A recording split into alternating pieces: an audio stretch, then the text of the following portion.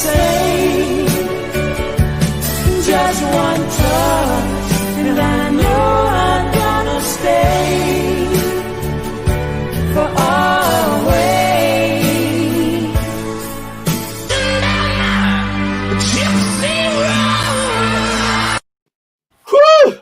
Man, it's a Wednesday, all right. I tell you what, man. Jeez. Whew, I'm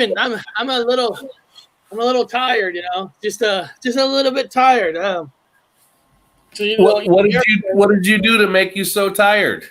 Yesterday we didn't do a horror talk show because the dog had to go. It had to get spayed. The dog had to get spayed. Yeah. And here, let me see. Let me share. Like this is like the picture. No. This is the picture when we went down there where, she thought that she's gonna get a puppuccino. Yeah. Okay? So Starbucks. Starbucks. So I'll give this person a heart for liking the video or liking the picture. Then when I picked her up, that's what she looks like when I picked her up. Okay, you could tell from that picture to this picture, she was more standing straight. Yeah, that's a smile. That's an English Bulldog smile. This is not an English Bulldog smile. Okay, so then when I got her in the house, oh no! Oh, poor baby. No. Okay, so and she has to wear that, and she hates that thing. So in the middle of the whole night, she kept trying to get it off. And I'm not trying to be gross here. I'm not trying to be gross here, people. But when I got her in the car, right? Got her in the car back seat. I had to buy her a bed. Well, that's why I was running around yesterday. So I got her in the car, and she did a diarrhea poop in the back seat of the car. Oh no! Now I'm the only one in this car. I'm the only one in this car. So then the poor dog, she doesn't know where she's at. Then she sits in her own diarrhea poop. No. I am not joking. This is no what the fuck news right here or not. So she sits in it. So I call the wife. I go, okay, I'm gonna be pulling up to the house. Get the towels, get the things ready, because we're going to have to wipe the shit off this dog. I go, literally, there's poop all over this back of this dog. She's just sitting in it. She doesn't know. This ain't like hard poop. This is like watered down, diarrhea poop after a surgery. Oh. So, No. Once we wiped her, of course, I had to pick her up because, she can't really walk. You see how she just knocked out right there. So when I picked her up, and of course, all over my hands and stuff, it is what it is, because a female dog versus a male dog just gets like clipped and it's easy. But a female dog is actually like a surgery. Yeah. You got her fixed, though. You got her fixed. And then, of course, bathroom at night. She's upstairs right now. She doesn't, to give me medication to give her. She won't take it. And I smash up the medication and put in dog food. She won't eat it, but I put it on the ground. You're supposed to leave it on the ground. And she's supposed to, go to it. But you got Girly Sue who wants to come right over there and eat it, but she can't eat it because there's medication pills. It's not like pills that's going to hurt her, but there's just pills in there. So it's just like, oh man, woo! It's like, poor girl. Doing this show right now is actually for me taking a break. So the daughter's watching her because, it's just, you're lucky she's not in school, so you can get all this done. Well, Wednesday, homeschooled. Well, on Wednesdays, they don't do like classes on Wednesdays. They do one check-in a day. I don't know. It's kind of weird, kind of a thing, but it is what it is. But she's still tired and stuff. And just, look at that. But this morning, usually when I take the wife to work in the morning, she always gets up because she wants to jump in the car because she wants a puppuccino. And actually, this morning is like the only time she actually had energy. She actually wanted to go, but she can't go for 2 weeks. You can't do long walks. You can't do this. You know, she has to. And that cape thing, you gotta understand this round tube thing. An English bulldog is not a big tall dog. It's a small dog. So like when you take her outside to go poop, you gotta take it off because she's dragging that thing everywhere. Poor dog, man. How long they say she's gonna be kind of out and about or down and about? Well, they'll be tired. Down and out. Yeah, Well, after a day, she said that the total medication kind of wears off, but then she goes into like 2-3 days where she doesn't need to go bathroom. But right now she's going bathroom, so I'm waiting for that moment where she doesn't have to go bathroom for 2-3 days, and then it's a whole 2-week process thing, and then you go back to 2 weeks, and they say, "Hey, take the tube off." So when she eats, I take the tube off. Actually, last time she's sleeping because she's trying to take it off, I actually took it off, but she was just sleeping. But when she's awake, you got to have it on because you can't have them, touching their, stitches and all that. Yeah, man. Oh God, poor Liza. Well, when we got Girly Sue, we got her from the SPCA. She was already fixed. She's already 5 years old, so we didn't have to go through it. This dog, she was one of the purse babies or purse dogs. She's an LA purse dog, Chihuahua, a purse Chihuahua. Paris Hilton probably owned her, but that poor. Oh, there you guys are. You and your buddies. Back in the day, Eric was cool. Back in the day, woo! You're so cool. Back in the 80s. Yeah. Actually, that's 1991. Oh, 91. That's right. That's 1991. That's beginning of senior year in high school. What's up? You're all cool. If I painted my hair black, I probably look like the guy from the Ramones. Yeah. Yeah, he looked like the NXS singer, Michael Hutchinson. There's you in the Maniac. That's you replacing the movie in Maniac. Who's that beautiful woman I'm sitting next to? It was in that movie Maniac. I can't remember the whole movie dramatic. So you're the serial killer with the doll. You're just kind of, I guess you're insane. It happens. And then that's the dog's Halloween outfit. She's the one that caused the virus. Dogs. Dogs. No, that picture is that was me at a Social Distortion concert drinking a beer, remembering the old days when we actually got to go to concerts and drink beer. Yeah, the good days. It'll come back. It won't be like this forever. And of course, I was celebrating the AC/DC song. I thought I had, maybe I don't. I thought I had another cool picture of you somewhere. Well, you're there. But then it's kind of weird today.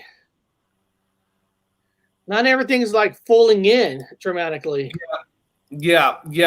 Right before the show, same thing to me today. I've been sleeping, man.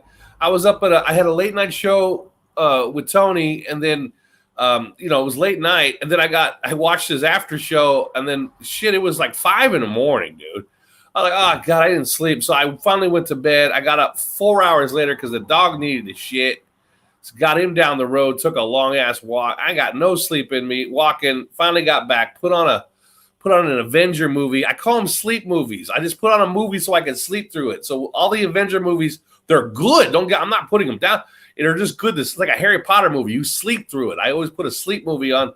So I fell asleep for about an hour and a half right before I got to this thing here. I made the what the fuck news. Get ready to come on, dude. There's a big bowl of dog water. I kick it over. Well, I move the table where I'm at the desk.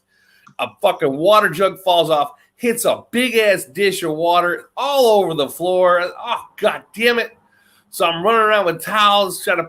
I got wires all over the fucking place, computers, wires everywhere. I'm cleaning all the wires up, getting ready to do some shit. Get on with you, dude. I kind of move some silver, and then the water bowl is still there, and it gets kicked over again. Another round of water. It's, bitch, this ain't happening. Oh, Eric, and I got an email from me saying I'm gonna be late because I go to this computer, and what the fuck? It kicked me all the way out.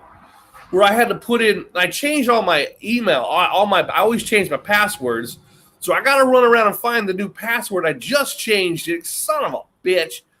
And then I type in the new password to get the damn computer open, and then it's asking for my old password to recover all the data. I go, what? It's never done this before. It's never done this before. Put in the old password to recover the data? I know this computer. I've had it for years, and it's never done this before. So what the fuck did happen? Went back, found the old password, put it in, get it wrong, redo it, finally figure out how I did it, get it, and then finally, Eric, I got on with you. Like, you got my email probably saying I'll be late. Right at the minute, man. Like, right on the fucking minute. It's a Halloween month. It's a spiritual month, you know. And but hey, I'm excited because I've learned so much about the Dublin Hellfire Club. We'll get that, you know, we'll get to that when we get to the main topic.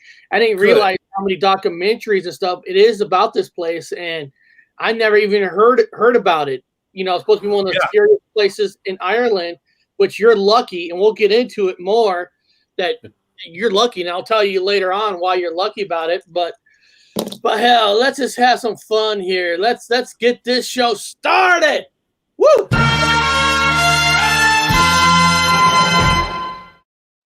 Oh, I had a comment blocking that. I can't have a comment blocking that. That wasn't cool. Now, this ain't really a Mandela effect or you know, mental illness type of deal. But it, you know, sometimes I type in a search. I go to YouTube and I type in a Mandela effect just to see what's out there, what's new. And I came across this one thing. It was just kind of interesting. It's I can't play the video because I never tested it to see if it's copyright. But it's about coconut crab, and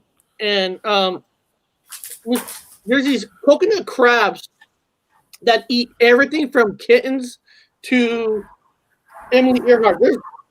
There's these crabs that actually get on land and they eat animals like they're a spider. What?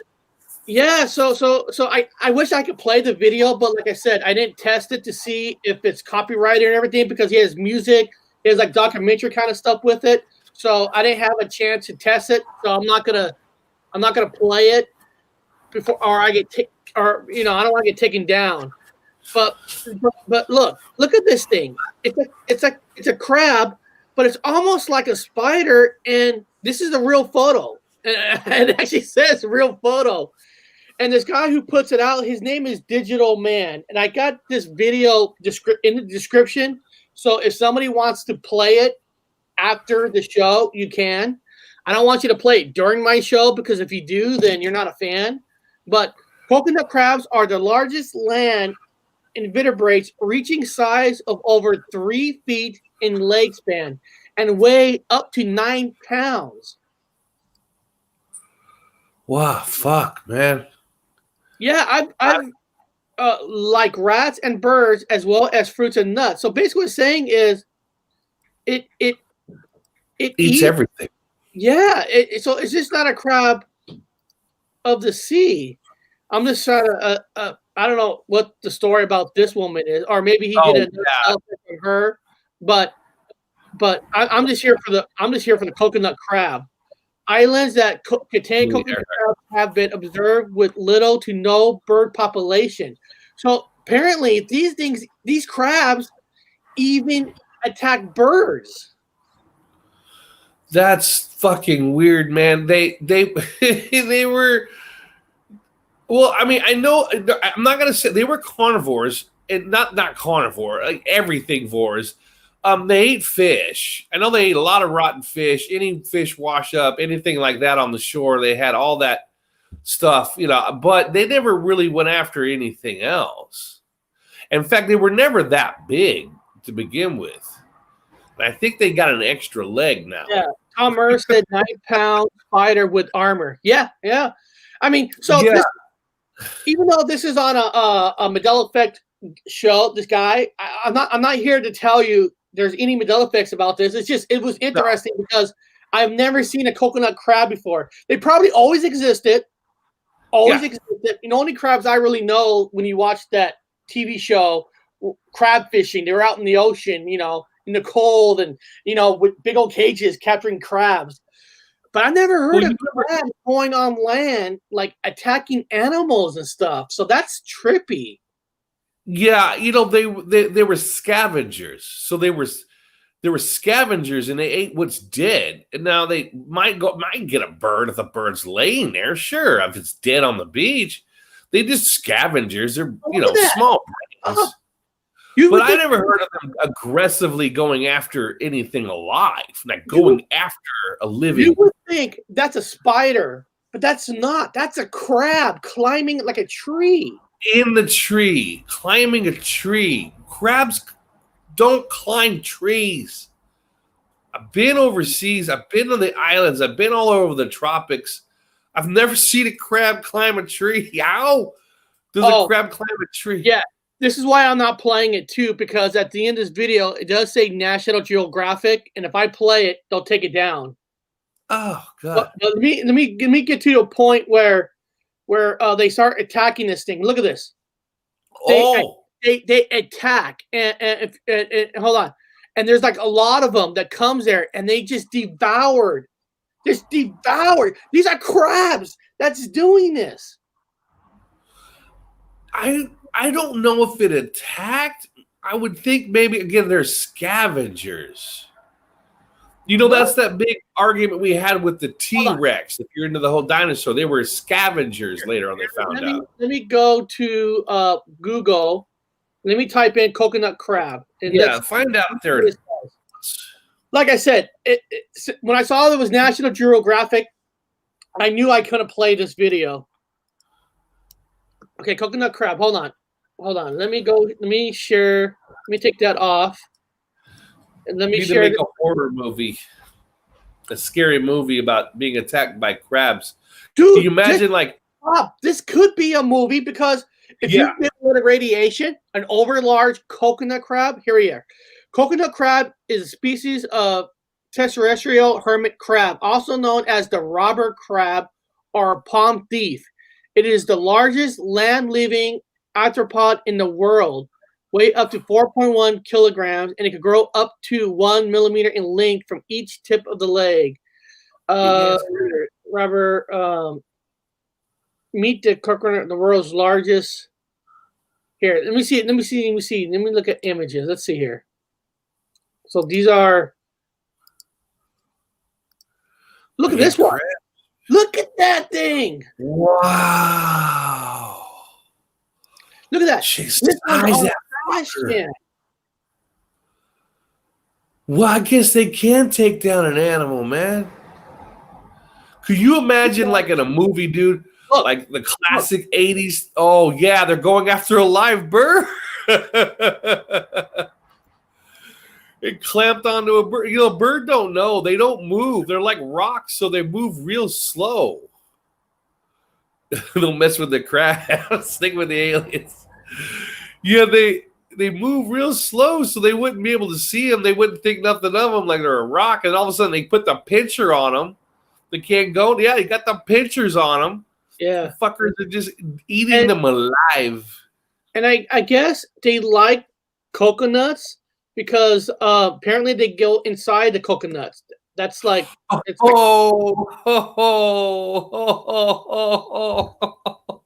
it's just like I said. Yeah, look at that. Like I said, even though this is on some guy's Mandela effect and digital man, I am not here at all to say Mandela effect or not. It's just I've never heard of a crab, and it's not. And I don't want people out there to say, "Come on, Eric, they've been there for generations." They could have been, but it's not like I picked up. I've never seen them. I picked up a book and say, "Hey, what are all the different kind of crabs are out there?" Because when you hear about crabs, you're thinking, "Man, hopefully I don't catch any crabs." I mean, that's what you really think of. I don't want crabs. You don't think of species. I just think it's unusual. Look at that! But look at that climbing that tree. Look at the size of that. Look at that thing, man. What? I would freak the fuck out if I was. I've been all over those tropical islands, man. I was there all over. I ain't ever seen like that.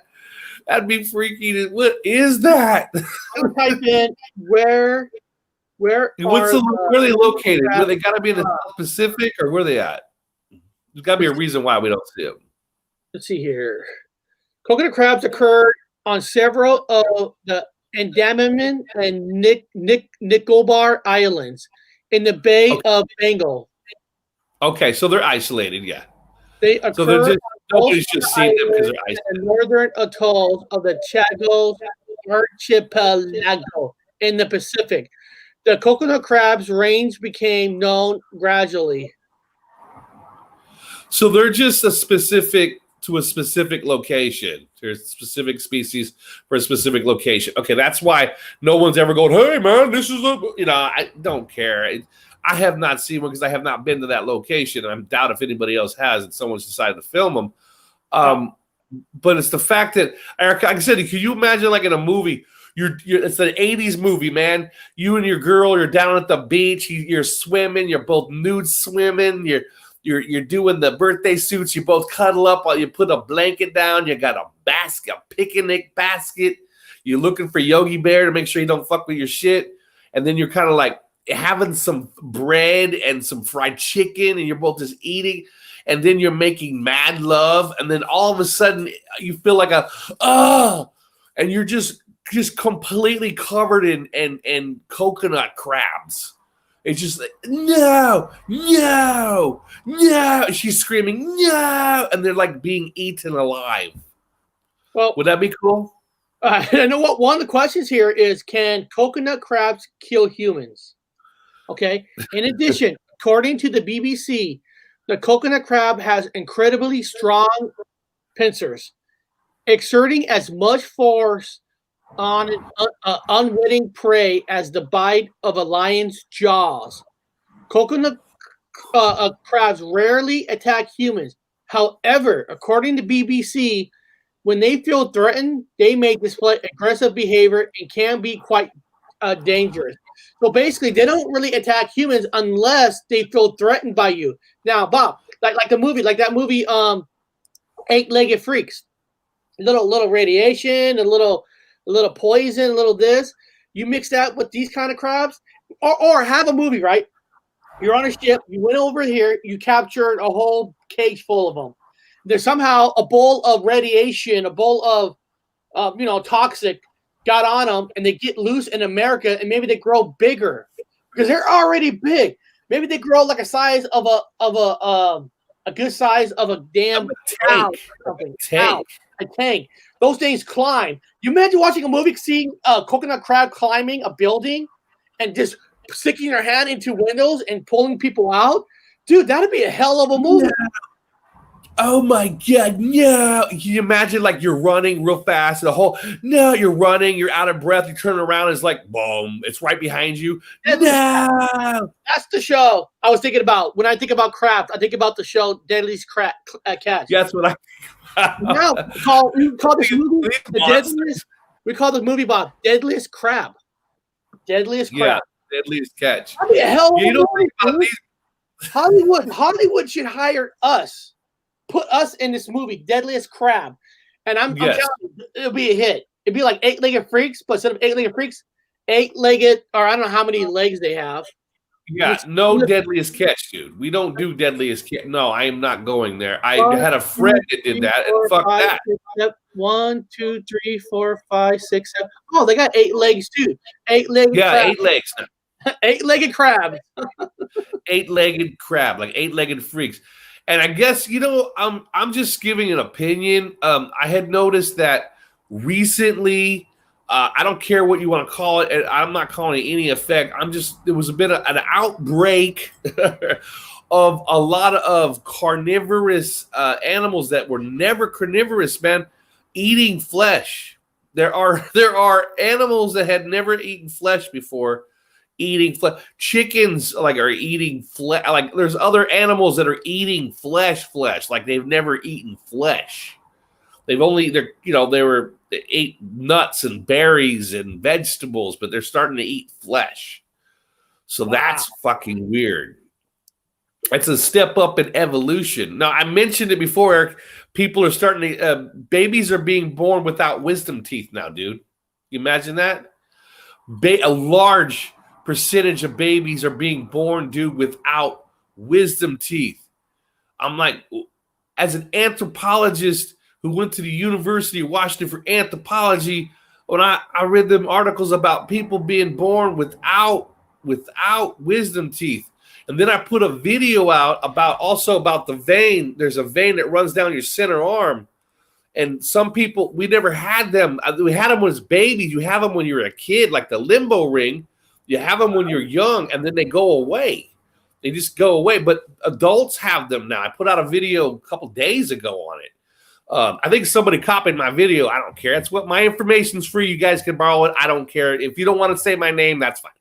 But anyway, somebody else took the idea and put it out too. But anyway, the veins are out there. You got, and now some people have them and some people don't. The center vein and wisdom teeth. People are being born. Babies are being born without wisdom teeth now. Now I had to have mine removed in the military. That was horrible. But yeah, a lot of changes. A lot of changes in things. Weird evolutional changes. I always like to joke about. People say evolution takes thousands of years, Eric, but nah, it's taking no time. There's no time for evolution. It just happens like overnight.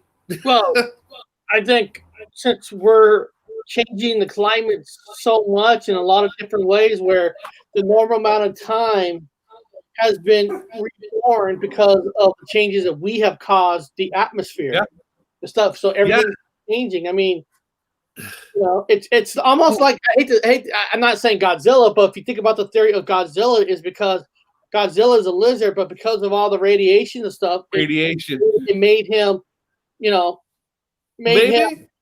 change. And I'm not saying there's radiation, but all the stuff that's shooting in the air, factories and stuff, they're saying that there is like unhealthy air, unhealthy rain because of all the stuff in the air.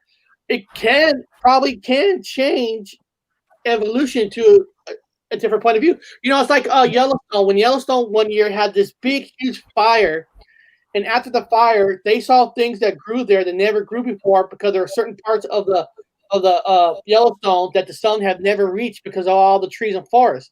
So certain things do change. So if you think about it on a bigger picture, when things change, the airs change. Evolution is going to change. That's a great example. That's actually a pretty damn good example. Yeah, with all the forest fires, there's species of plants that are able to grow. And, hey, that's new. It's never grown there before. No, it's because of the fire. I remember capable of growing there. I remember long time ago, a Yellowstone National Geographic were saying, we saw a plant that we haven't saw that had been frozen. They had like proof of it before, like a frozen millions of years ago, and they saw it growing in the national forest because the parts where it was growing never had sun or certain things because of the fire. It reached, and the soil's a little different because of the water that comes out. So the soil and the new sun grew this thing that they had one frozen that they said was like millions of years old. Yeah. Well, also, dude, people don't know this. This is not anything weird. This is a fact that when you have these frozen glaciers, and glaciers are traps for pollen and seeds and all sorts of things in antiquity, and you have a stratigraphy layer, so you can have a frozen glacier that's about 30,000 years old, and within that ice, 30,000 years later, in the bottom layer of that ice, you've got plants that grew 30,000 years ago. And so as they melt and go away, that pollen and those seeds are released, and viruses, by the way, are released from that frozen trap. And now they're everywhere. And you got plants growing up you've never seen before. Like, where'd this come from? Read below. Godzilla fights a crab in Godzilla versus the Sea Monster. No shit, that's right. It was probably a coconut crab. It's probably a coconut crab. What does he say here? Not U.S. We in the chat are not responsible for the sins of the industrialists. They use the language to blame humanity. knowing that all the powers that be are the ones at fault. Yep. Well, yeah. Yeah, Oh, yeah. I don't blame nobody. Nobody's nothing to blame for changing of the environment or changing. No, nobody is. I mean, like I said, I I don't said blame it, I'll say it again.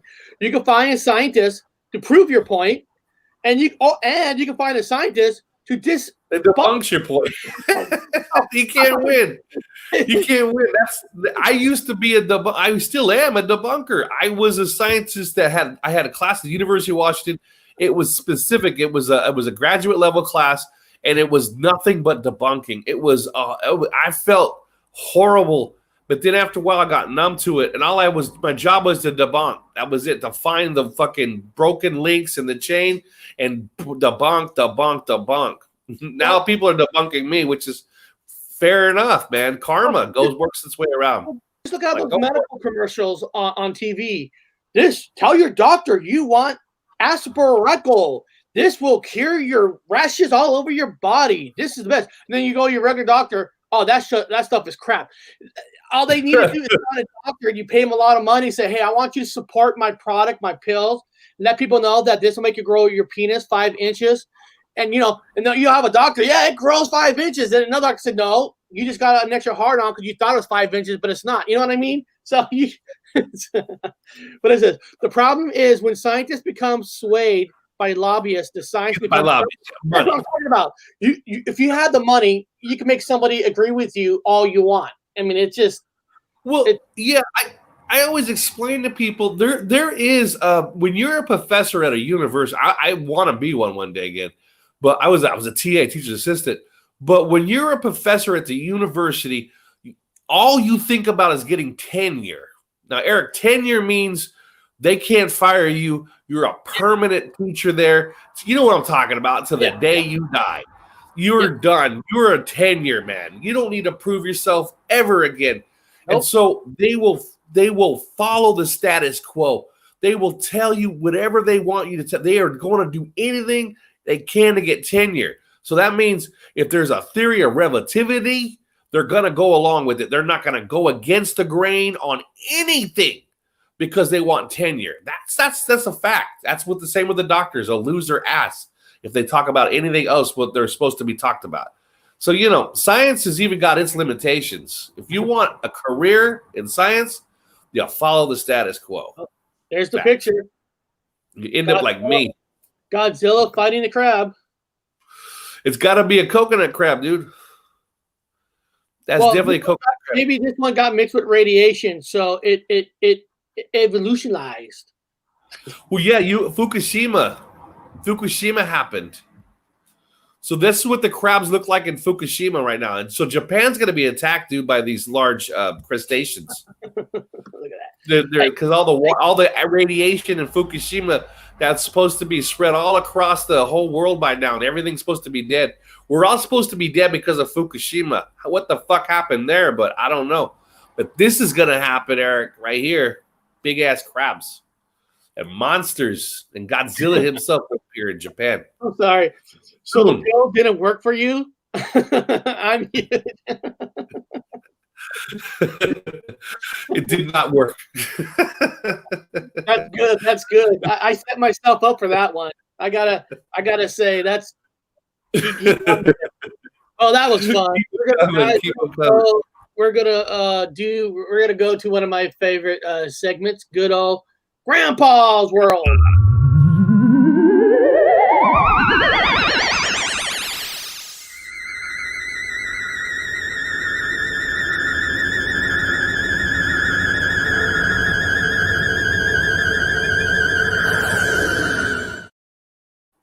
All right. I'm going to share this screen. Let me get this story up here. Aliens. And like I said, every video that I do of his, I put it in the description. So this one's called Paul Was Practicing Astral Projection When the Aliens Abducted His Family. Oh. It didn't say he got abducted. It says it abducted his family when he was practicing astral projection. But before we start this topic, astral projection, yeah. What is practicing astral, so people will know? Oh, astral projection. I do it every night. It's kind of cool. I go everywhere. You leave your energy source leaves your body, your chi, or whatever, your soul leaves your body. And so at nighttime or whatever time they want to do an astral projection, they train some military guys to do it. You leave your body and you can go anywhere you want in time, in space, in realities, into like crab monster areas, to the Mars, to the moon, everywhere you want to go, anywhere you want to go, Saturn's moons. But yeah, you leave your body, astral projection, your soul leaves your body. There you go. Look at, I love his hat, Gold Strike. it's like Yeah.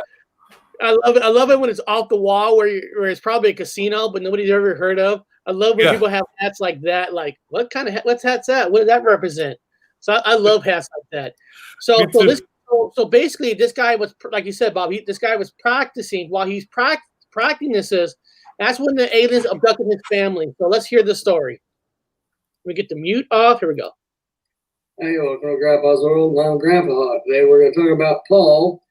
He was 8 years old when he and his family were abducted by aliens. He believes that he was able to astral project when he could not stay asleep. Somehow he says that aliens were able to paralyze him just as he would be astral projecting, and would paralyze him once they had Paul. They were able to easily abduct the rest of the family. He remembers the looks of the elder aliens. When their eyebrows went up, it meant they were fascinated. While Paul was in a paralyzed state, they would show him what they were doing. As they examined each of Paul's family, they told Paul that the children were taken to a remote desert planet. These children thought they were on a carnival ride, but in actuality, they were being studied for their space-time gravitational awareness. Okay. That's a mouthful. Now, why would they do this? I asked Paul. He told me that as we evolved, we would focus more on our sense of gravitational and spatial awareness, and one day we'll be able to alter the space around themselves, such as communicating through telepathic, and our oceans will become more jelly-like. Okay? The elders would be telling Paul that one day we will realize that E equals MC squared is missing volume and geometry, and that the chemical and statistical probability of the mass as an entirety relates to the energy in a constant. Okay, and our superconductors are really way too big. Now that's it for Grandpa's World today. We'll catch you later. Don't forget to hit the like button, subscribe button, and all that good stuff. Have a good one. I'll tell you what, even though these stories are short, but I love it getting straight to the point. There's a lot of things in this story to dissect. Yeah. Because it was interesting. That's the first time I really kind of heard somebody saying that when he saw the alien and when they were interested in you, their eyes kind of went up. I never heard anybody say a story that when they felt that an alien is actually interested in this person, and there was a reaction to the eyes, kind of like learning the first sign language of an alien, what they do. So, guys, this is something good to write down, people, because by small chance, if you get abducted by aliens, if you see one alien eye go up, hey, at least you know he's interested in you. Yeah. And especially if you're astral projecting. Yeah, well, it depends on what your definition is. That's what's awesome about this story is the alien was using the humans to bring them to the desert planet to see how they would react to it, or how their body would do it. Because, like you said, they want to get to a point where humans can actually talk to people with their minds and stuff. So it's like experimenting, kind of like we're talking about Monday, where, you know, for us to live on other planets, sometimes you might have to mix their DNA with their DNA to be able to live on another planet. They were kind of this alien were kind of experimenting with humans to see if they can live on another planet. Yeah, so it's kind of cool take that I haven't heard a lot of people talk about on the reverse side. And that makes a good reason why maybe they do abduct us or abduct you to see if you can breathe, or, you know, because they could put you on the planet. If you're not breathing properly, they could put you back and make you have a memory kind of a loss. But maybe that's one reason why people get kidnapped and then they reappear. I'm just. Yeah. I mean, we don't need much oxygen. I mean, we just need like very minimal, like maybe 30%, under 30%. We can make it fine. We have like what 70-something% fucking nitrogen now, so we just need a little bit of oxygen. Or we can be fine. We could be fine on another planet somewhere in some other reality, just kind of walking around. Oh, we got no food though. Shit. Or Bob, this is kind of interesting. What if you're talking about it is dimensional, where they come here, they take you, when they experiment with you, they take you to like an Area 51 that's a desert, where that's what you're seeing, and you're thinking you're on another planet because you're in your house by a forest. Next thing you know, you're kind of on a desert. Maybe it is a future person or an interdimensional what you're talking about. That could make sense too. Yeah. Taking you somewhere to the location, drop you off, see how you hold out, see if you like it, or see what happens to you, like putting a rat, like a lab rat, into a new setting. Well, let's see what happens to the rat. We do it all the time with animals. So yeah, drop a monkey off on a desert island, see how he does. With the big ass crab monsters. See if that monkey survives. 8.9 nitrogen. 78.9, yeah, 78.9% nitrogen. What the fuck? Yeah, I still laugh at that. Relativity, what's this? In this realm, relativity will never be something they can scale down or show us. Water will never objectively be able to wrap around balls. It always finds its level. Yeah. What's this? What does he say? Yeah. Well, I'm talking about flat Earth. That's a flat Earth concept. He said they don't experiment with you. They don't do tests. It's called practice procedures. And yes, they convince abductees that they are back on the side of the moon or on another planet. Okay. Sure. Yeah. I found myself on all kinds of different places. I'm like, what is this place? What planet is this? You woke up one day and you're in the middle of a strip club dancing. You're like, how did I get here? I was just in my bed. A beam of light shot at me. Now I'm here at a strip club. Yeah, I try to teach people how to time travel. I know time travel. People think it's a fucking joke. I time travel all the time. I'll be in a bar having some drinks, or in a pub having some drinks, a couple of hard hitting joints, whatever. And the next thing you know, dude, I'm like in a different country. Like, how did I get here? Must be time travel. Retro causality. I wake up like I'll be like in Britain in a pub having some pints. Next thing you know, I'm waking up in Amsterdam in a dance hall. What the hell? How did I get here? Must be time travel. Remember anything. This one here, he wrote, maybe we are all abducted and are in a lab reality of the aliens. There was thought of that. I don't know. It's a pretty huge flat. Basically, this guy's a flat earther. He's huge, and one of his theories is the reason the Earth is flat is because we were taken by aliens and put on a flat surface in a jar. And the memories of the Earth is old memories that they used to be on. I mean, I heard this theory on a flat earther, and I've heard that. Kind of reminds me of this. Speaking of flat Earth, today is October 17th, and I want to let everybody know. You know what today is? You know what today is, Eric? October 14th. I thought 14th. You know what today is? I'm gonna type it in right now. I don't know. I think it's National Tripe Day. What's special about October 17th? What's special about October 17th? Let me see what this says.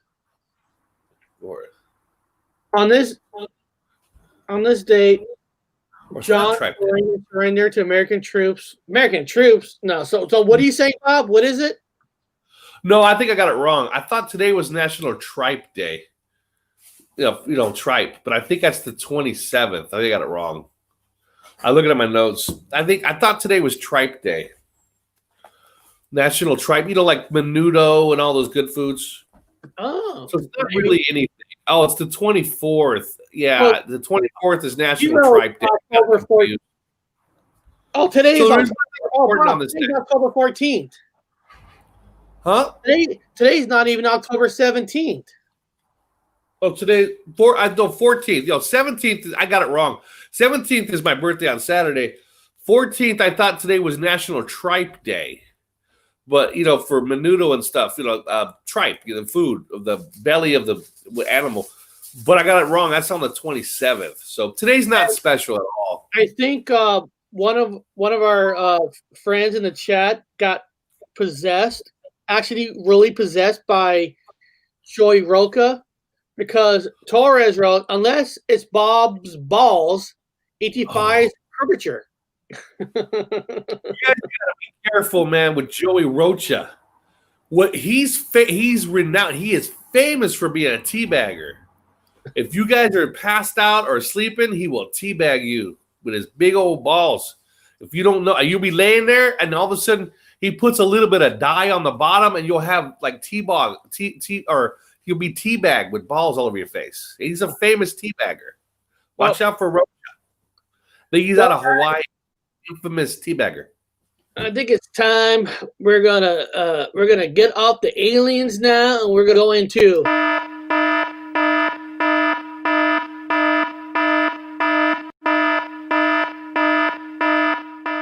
Welcome to What the Fuck News. a lot of people's birthdays in October. His birthday's on October 30th. Nice. Wow, that's cool. That's cool. Well, guys, I've been so busy because of the dog and all that. I actually don't have one today, but Bob does. We're going to listen to Bob and see what he has to say. So hold on. Let's get him bigger. Let's get that thing big. Here we go. Here we go. Look at his eyes shut. You know why his eyes are shut? Right. He probably got an alien taking some DNA from him at this moment in time. Probably does. Probably does. So is everybody excited to hear what Bob's got to say today? Huh? Man, we got the fastest people. Here we go. Oh, shit. I lost it. No, we didn't. Here we go. Hello. Let's talk about Bennu and What the Fuck News. Bennu is an asteroid, and I talked about it earlier in an earlier video, whatever. Bennu is an asteroid, and it was the son of two other much larger asteroids. So it's a baby asteroid that came from two much bigger asteroids, the parent asteroids, and then they came from a big-ass planet. And they know this because we actually have a satellite had made it there. And that satellite is called OSIRIS-REx. And that's so anyway, on December, it got there around December 3rd, 2018. But this month, October 20th, anyway, it's going to get actual samples, but it's taking pictures. And what it's finding is carbonite. It's a carbonite-based asteroid, and it's carbon. Carbon is human, but carbon is life.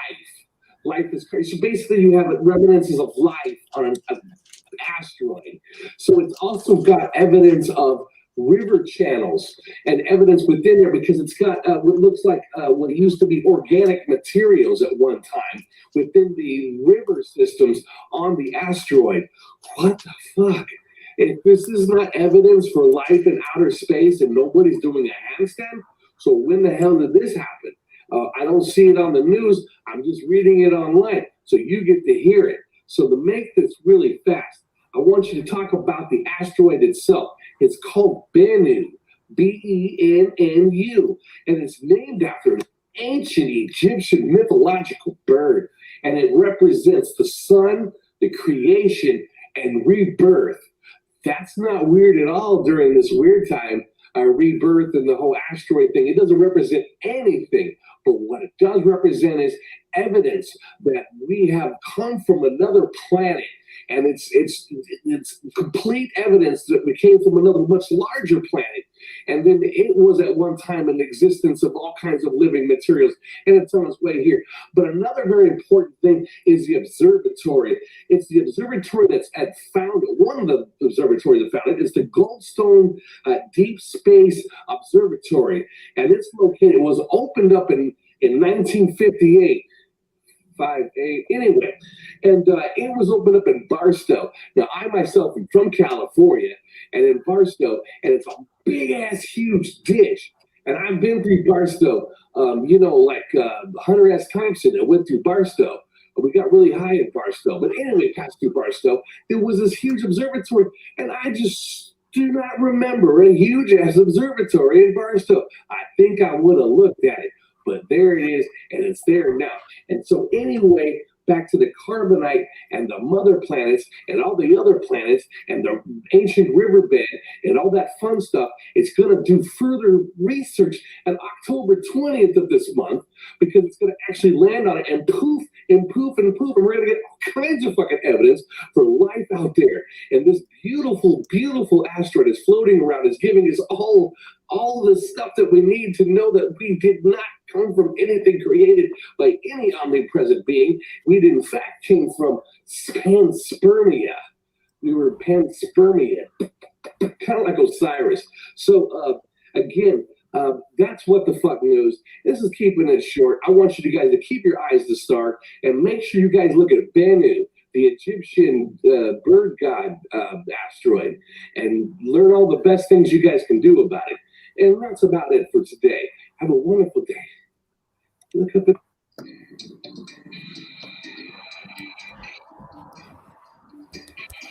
Watching you dance, man, doesn't that just make you want to dance, people? Come on. Doesn't that just make you want to dance, people? Yeah. Huh? Yeah, that's the newest one.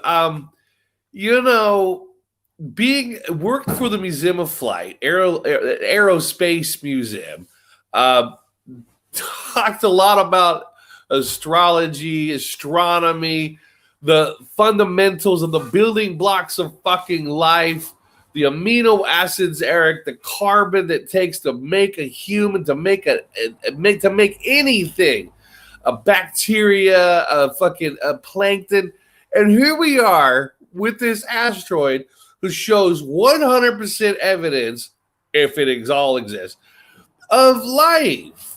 And I'm like, what?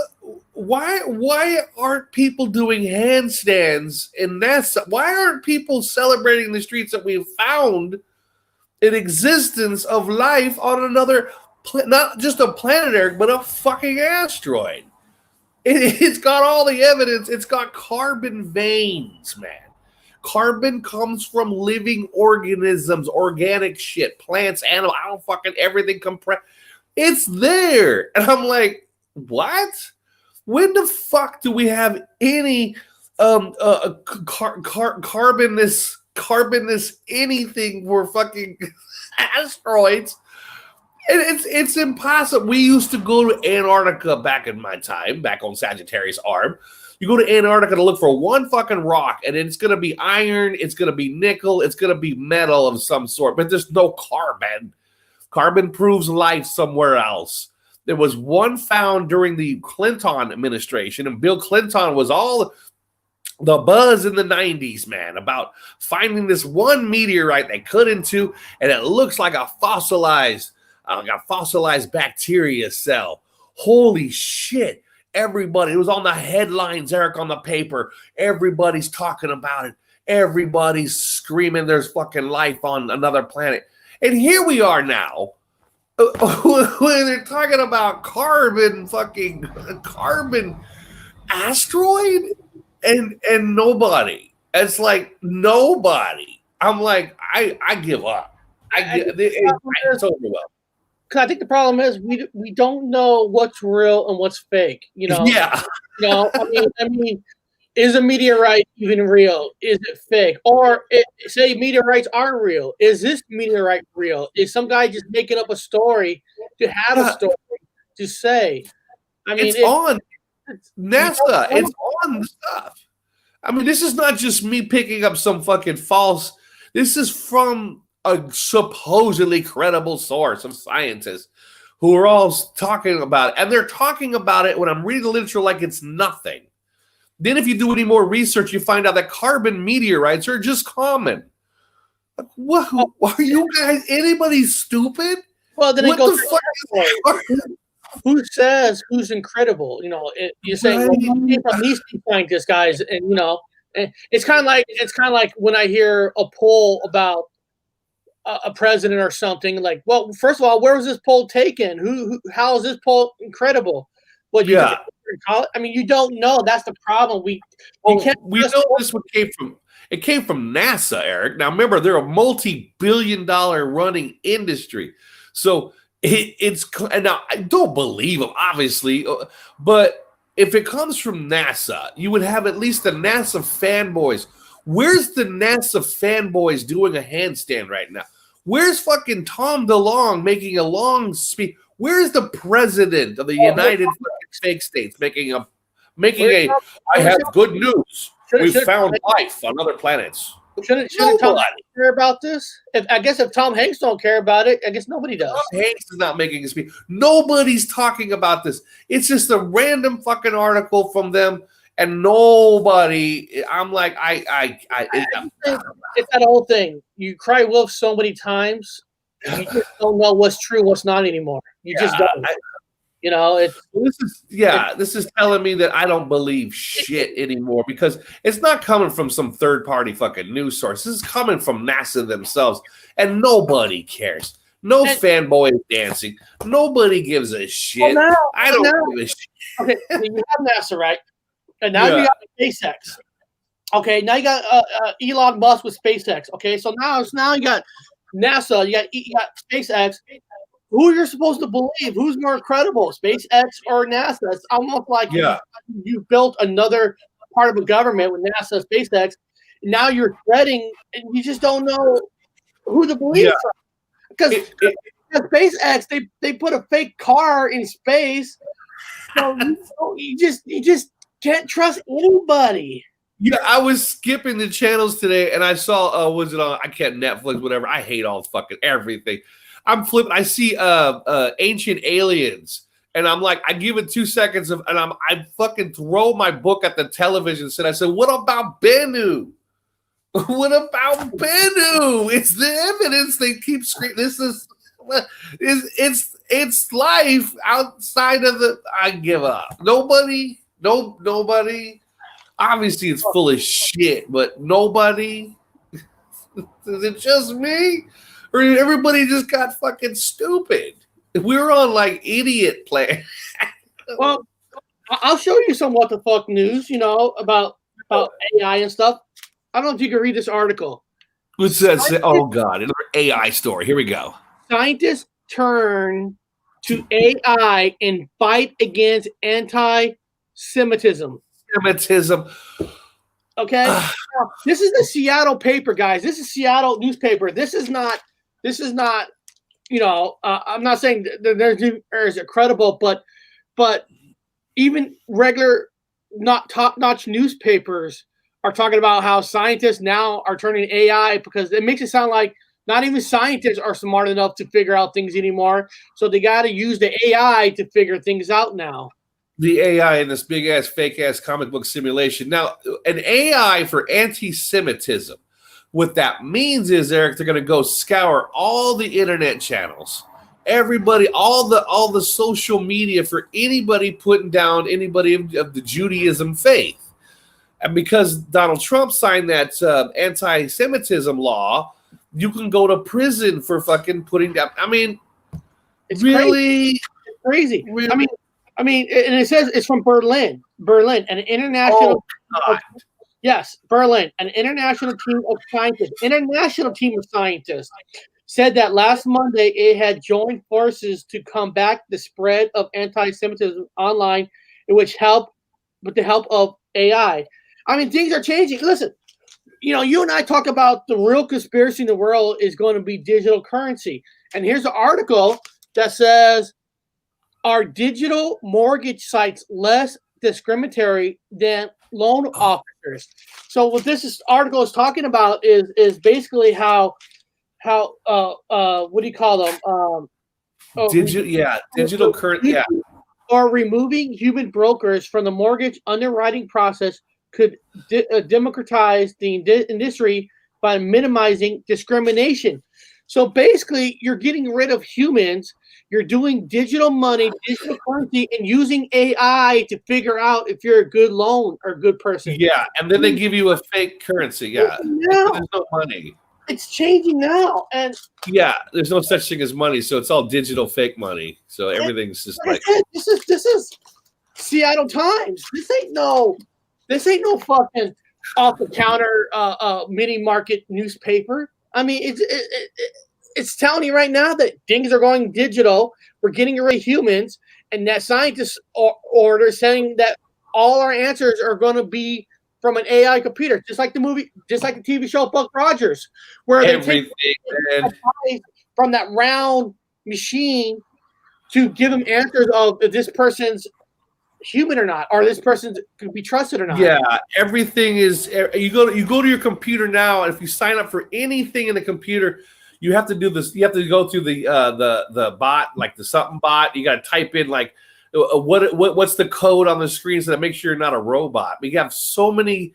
Yeah. Everybody's got an AI algorithm running in everybody's shit. Everything's collected for you.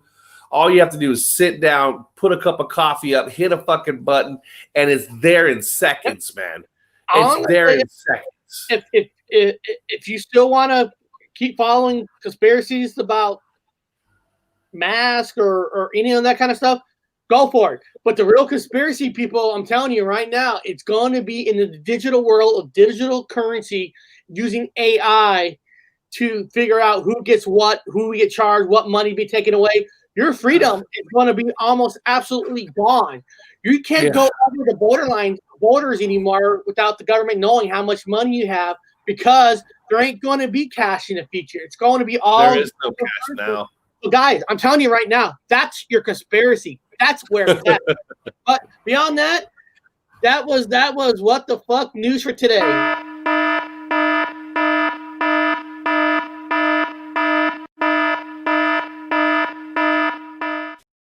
All right, nice. We're going to start talking about the Dublin. The Dublin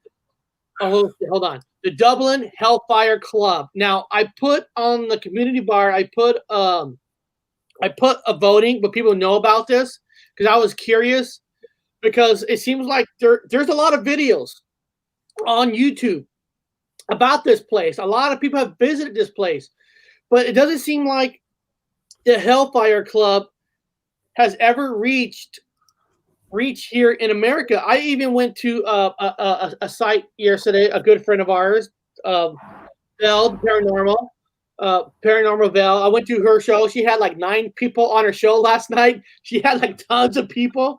And I actually put in the chat, has anybody even heard of the Hellfire Club? And like only one person, I think on there said, yeah, he heard something about it. But most people haven't. And I did here, let me show the my poll here. Let me refresh that just to see if anybody else voted on it. Oh, here we go.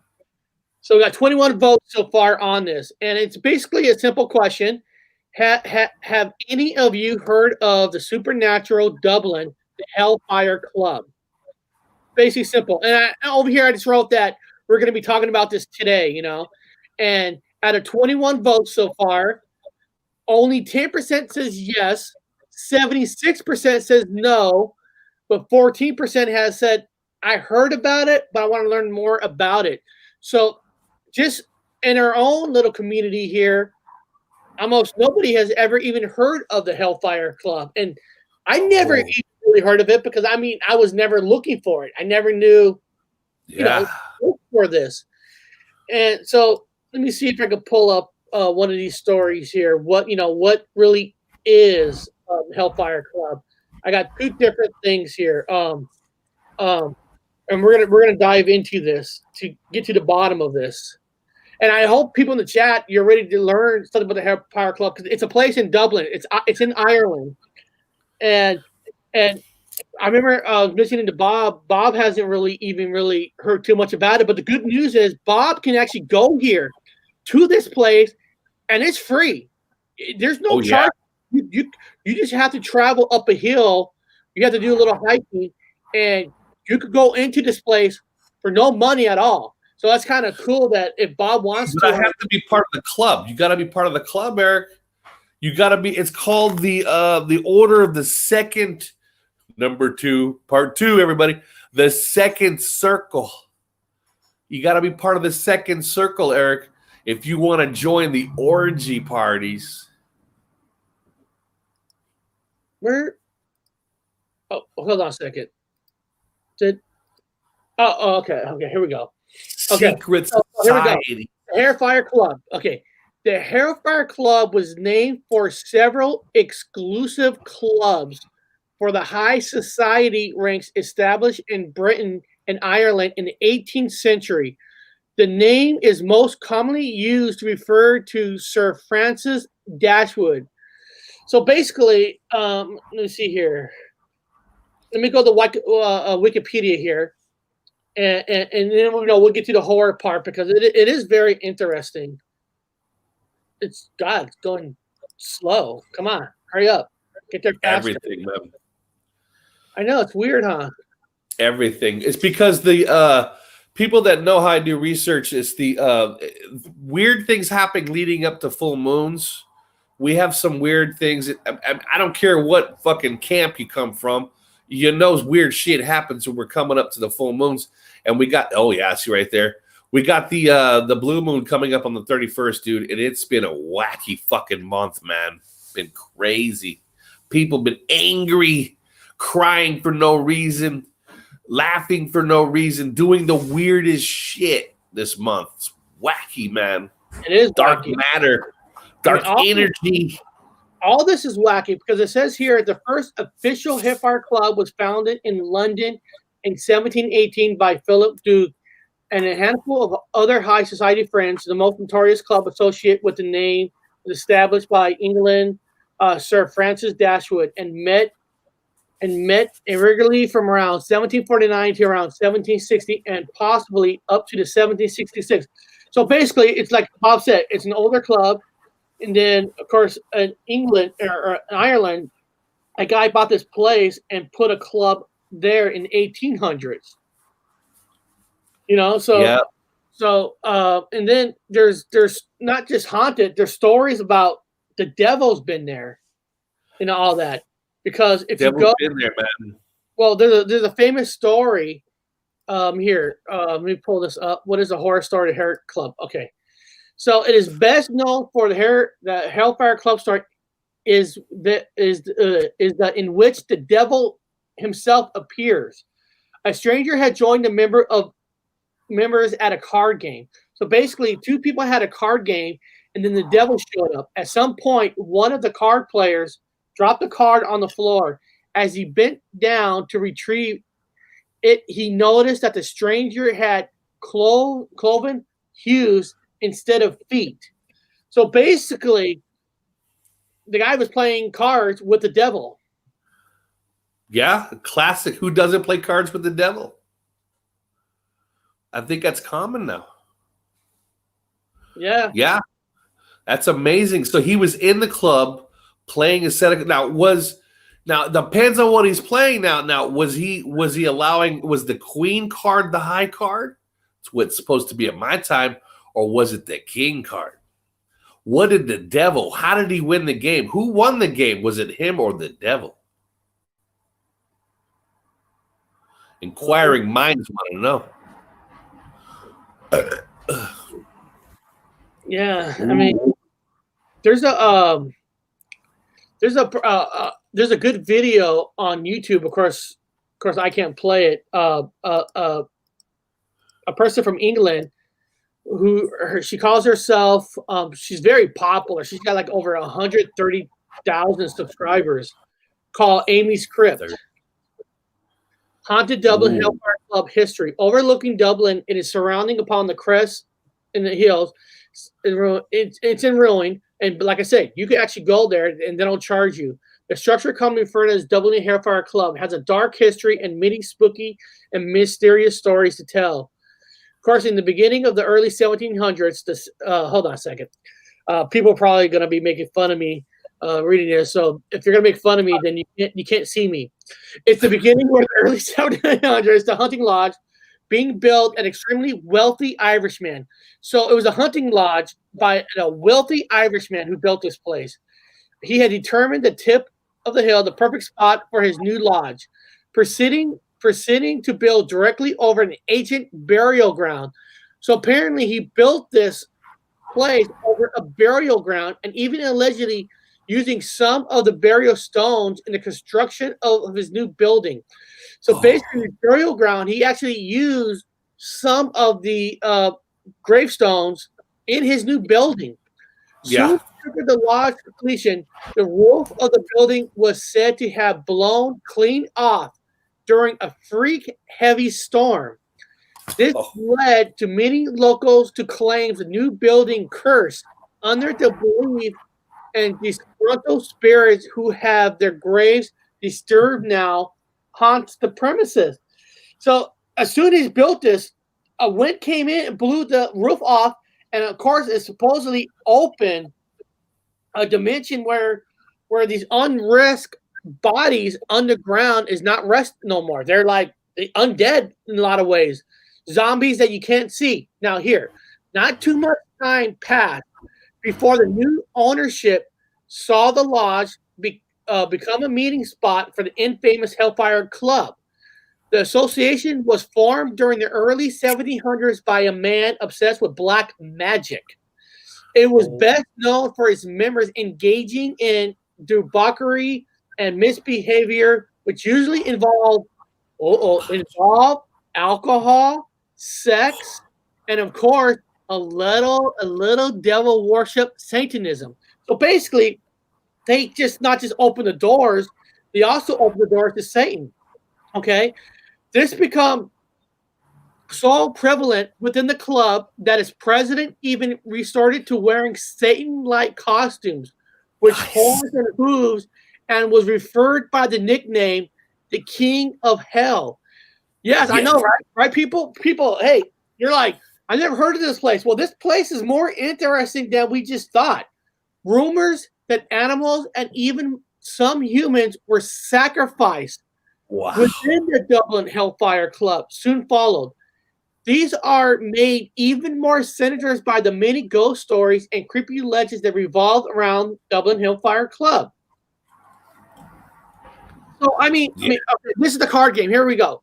Perhaps the creepiest and best known scary tale of the Dublin Hellfire Club involved the devil.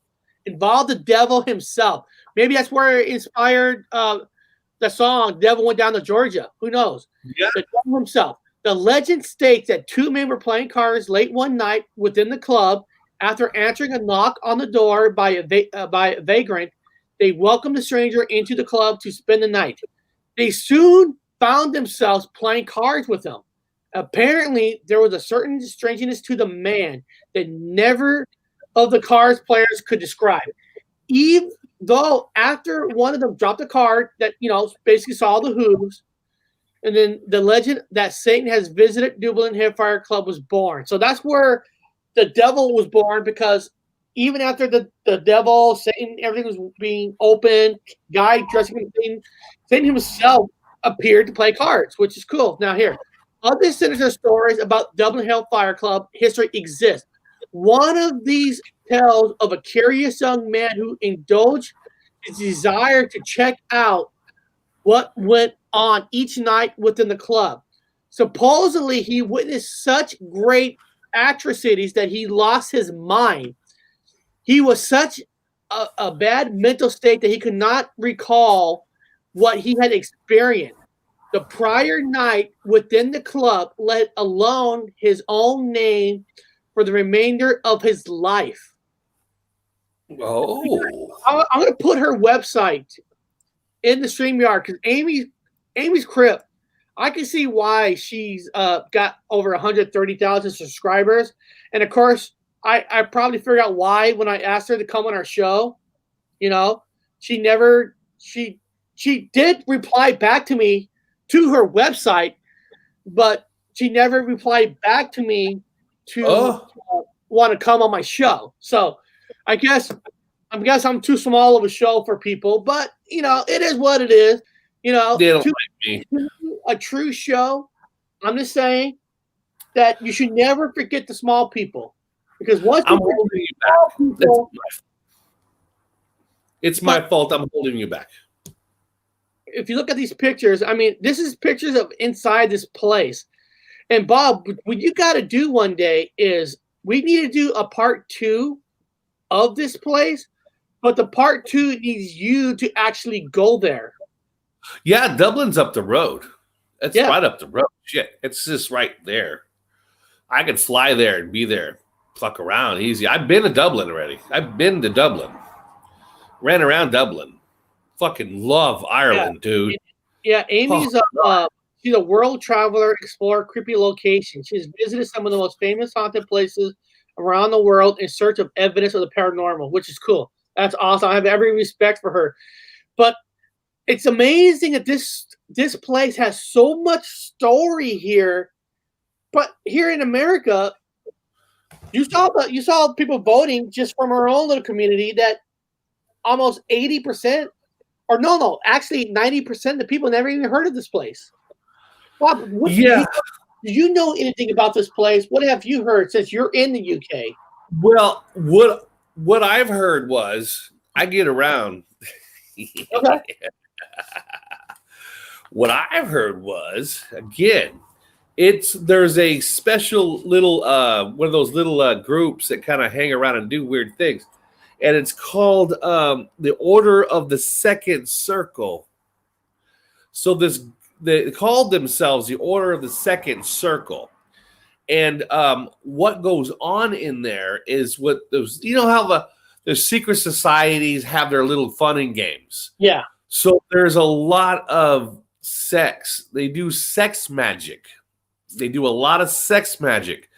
They do a lot of drugs, a lot of alcohol, of course. There's a lot of I don't want to say the underage word because that gets everyone fired up, but they have rumored to do that there. It's all part of the whole conspiracy circle for human sacrifices, baby sacrifice. I mean, these are just myths, people, before everyone goes, oh my God, we need to go storm that place. No, these are just the stories. There's a story about everything, man. So there's secret societies that went there and they did all these dances, kind of like Kubrick, when Kubrick did that Eyes Wide Shut, the old Eyes Wide Shut movie with Tom Cruise. Yep. And it's the same thing. And so all the elites or the whatever circles they had were going in there. Let's just say Orion Spur is the second circle, right? So all the elites went there, Eric, and they had special parties where they had put masks on, just like Kubrick's movie. It's just like one of the places. And they did Luciferian worshiping. I don't believe in that. I think it's more of the pagan rituals are taken out of context with the whole fucking whatever thing. But for the story, there are these Luciferian worshiping going on there, sacrifices, sex, just all that fucking gruely crazy shit happened there. And still, I don't know. It obviously doesn't now. There's a picture inside, and one girl's wearing a mask. So I mean, Yeah, they're wearing a mask. They do the Eyes Wide Shut shit like with Tom Cruise. Well, that's where he probably got his stories from places like Hellfire Club. I never even realized how big this club was. It started in the 1700s. It lasted all the way here. Now, is the Hellfire Club still exist today? Do you know? You know what? I don't know. Take a look at it, see if it's a lot of people who go up there, they do ghosts, they do the ghost things in there, and so you're still able to go inside. It's not falling apart or anything, so I would imagine people are still. Satanists go there, so Satanists go there presently. I know Satanists go there to do ritual. Here it is. A number of Hellfire clubs are still in existence in Ireland, and are centered around universities and meet secretly. So apparently, it's like a secretly club in colleges. Yeah. So let's here. Let me see here. I got yeah, okay. So Mount Pelier Hill, 38, let me see, 3 by 3 8 meter hill in the county of Dublin, Ireland, is commonly referred to as the Hellfire Club, the popular name given to the ruined buildings of the summit, believed to be one of the first. Now, listen to this, people. Listen to what I have to say. One of the first Freemason lodges in Ireland. One of the that's on the computer. It's one of the first Freemason lodges in Dublin, in Ireland. Ooh, we all know they worship the devil. But yeah, it's one of the first, rumored to be one of the first Freemason lodges, and they still do Freemason ceremonies there. Yes. I mean, if you look at this is supposed to be one of the famous pictures from there, and you look at this picture and you can see men and women. Like one guy like has a neck around a woman's neck, or hands around her neck. Partying, drinking. Guy has his leg up. I mean, yeah, you can see that. Look here, like in this picture, breast hanging out. Complete drunken debauchery, dude. Sex magic. Aleister Crowley, straight from the fucking book. Sex magic. Yeah, and these are the, I guess, where the Hellfire Club. Famous. Yeah, these are famous. These are elites. These are royals. These are royals going. You know, when you have all the money you ever want, you don't need to worry about. You don't get up in the morning and worry about powering up your electricity. You don't worry about tomorrow's dinner. You don't worry about that pack of smokes you got to scrounge fucking change for in your car seat. These guys have everything. So all they do, Eric, is go to secret get-togethers.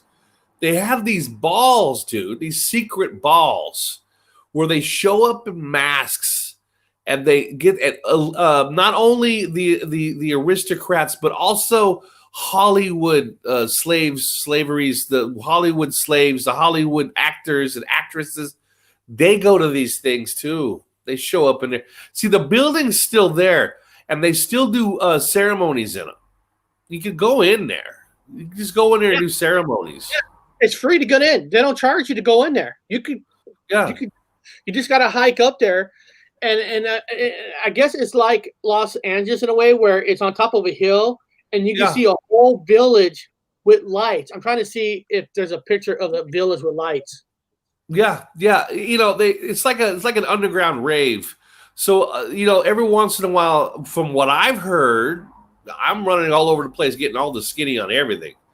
The scuttlebutt, we call it, getting the scuttlebutt, and there's still people that get together in that place. They still have little get-togethers. They still do it.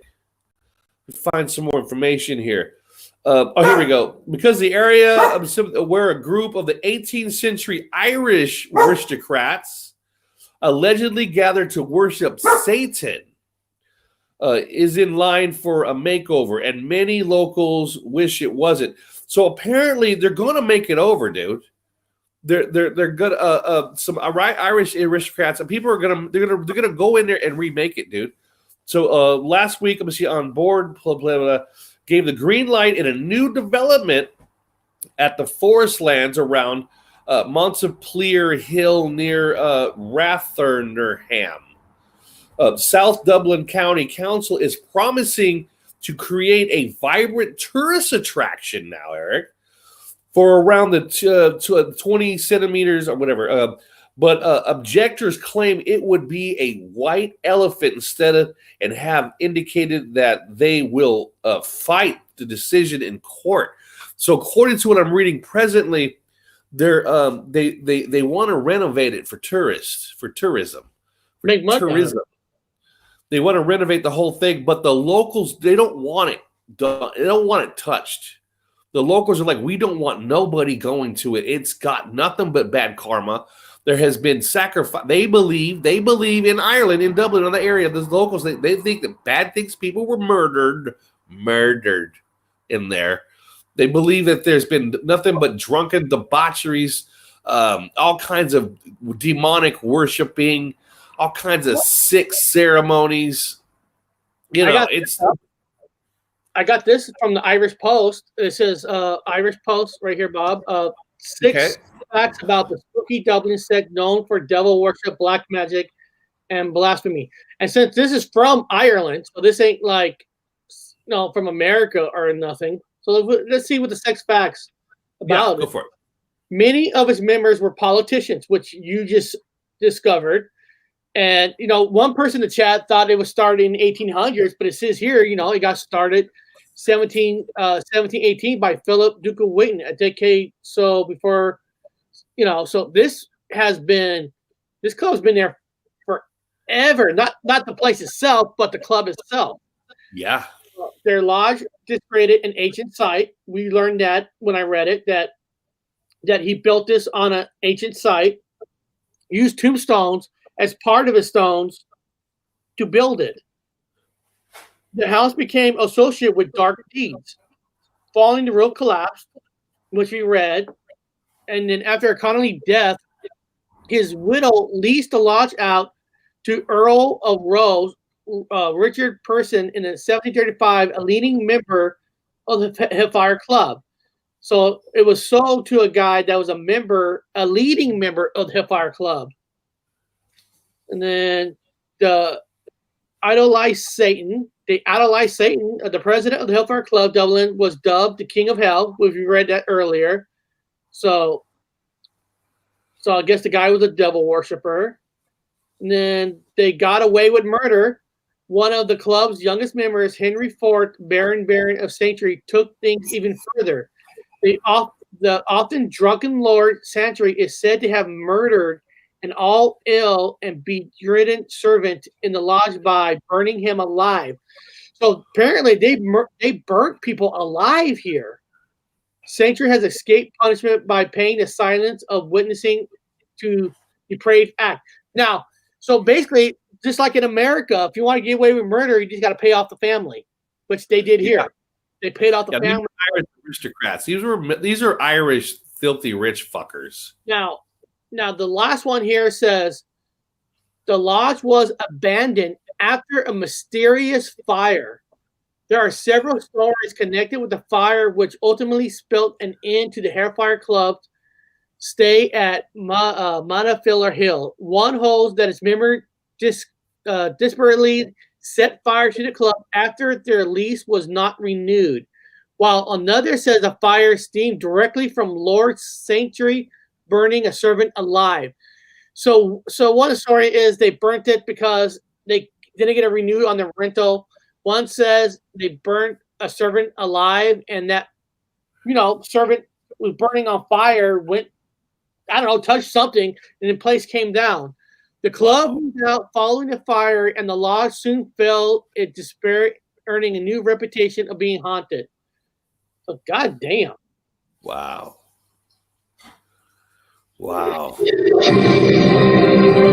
Yeah. So these are just views. This is just pictures views. Wow. Yeah. Look at that, man. Built on a cemetery already with all the bad karma you could have for it. Yeah. It's in a beautiful place, isn't it? Overlooking, and it shows at night when the city lights up, you see all the lights. I wonder who all that's a lot of land right there. Yeah. That's a lot of land. It's just up on a hill by itself. There's like no trees around it. Even the windows are obscure. This place was built specifically to be a party house. This is like the 1700s worth of take on the Animal House, like Animal House. Just pure as debauchery partyings and drinkings and getting around. Now, I I know from Freemasonry, I know people, a lot of times they lie to keep people away. They put out myths to scare people. They put out the story of the boogeyman to scare people so they can go in and have a great fucking time. Now, a lot of people like the Freemason. I was in the Freemasonry. It's a fraternity of goofy bastards that used to play Dungeons and Dragons when they were a kid. They're your plumbers. They're nobody. Anything. Build up the hype. It's fake as fuck. So a lot of people overtake it. So it reminds me of the building. And we got to go on the other side of the coin here and say, of course, they probably built up the stigma. So nobody goes around there. This is a Vegas hotspot for the Irish aristocrats. They didn't want their wives showing up. They want nobody showing up. But, later on, they actually did because of the myths, we're actually in there doing worshiping of whatever deity they would worship. Doing it for real. I don't know if they sacrificed anybody or not, but they said they did. You know what they should do? I think the Travel Channel or Discovery Channel, History Channel, should send you and I to, which you're fucking close. I mean, you can just go there, but send you and let us spend the night there for like a couple of days and stuff. And, I would love to stay in there. I would have no problem with it. I agree with you, Bob. It's kind of like the Stanley Hotel in Colorado. Yeah. Make the story of the movie Shining, but I'm surprised that unless there is, I don't know if there is. Yeah, a good movie to make called a Hellfire Club. Yeah, the devil coming in to play cards. It'd be easy for us, dude, because Dad always had them fucking weird ass camp spots in the middle of mountains. There's no real camp spot. It's just a rocky ass area or a natural. We've slept in really crazy places. This would be like the downtown Hilton, man. That's no problem. Shit. I'd love to stay there all night. I'd stay there as many days as it took, man. I'd walk around all night long with a fucking detector, laughing my ass off. I'd probably smoke a little weed. I think everybody in the chat should start emailing. Everybody in the chat, you guys should start emailing the Travel Channel and all that. Say, hey, you got to sponsor these two fuckers. If you want to prove it's real, you send us, because we're not going to lie. We'll tell you straight up if I hear something or not. If anybody want to sponsor two brothers to go up into I went to 2-3 places where Ghost Adventures went to. Queen's Mary Ship. I actually did a couple of videos on this channel of my early days. And I went to the exact same place where they did a Ripley's Believe It or Not show when they went in there. I went to these places, and I'm telling you, I have seen nothing. Nothing. I'm not going to sit here and when you watch my video of walking on Queen's Mary, there's nothing. So I'm not going to sit here and lie just to make a story. So if you want the truth, Travel Channel, you send us. We'll give you the truth. If Bob gets molested by an alien and gets DNA taken from him from Hellfire Club, we'll let you know. Yeah. Well, I know like Veal down there, she would probably tell you, I'm not saying anything about you, Eric, at all, but some people, the ghosts will come too. Like they see that nourishing light and they'll come too. Then other people, they don't come to you. They don't come. I mean, it's not a bad thing though.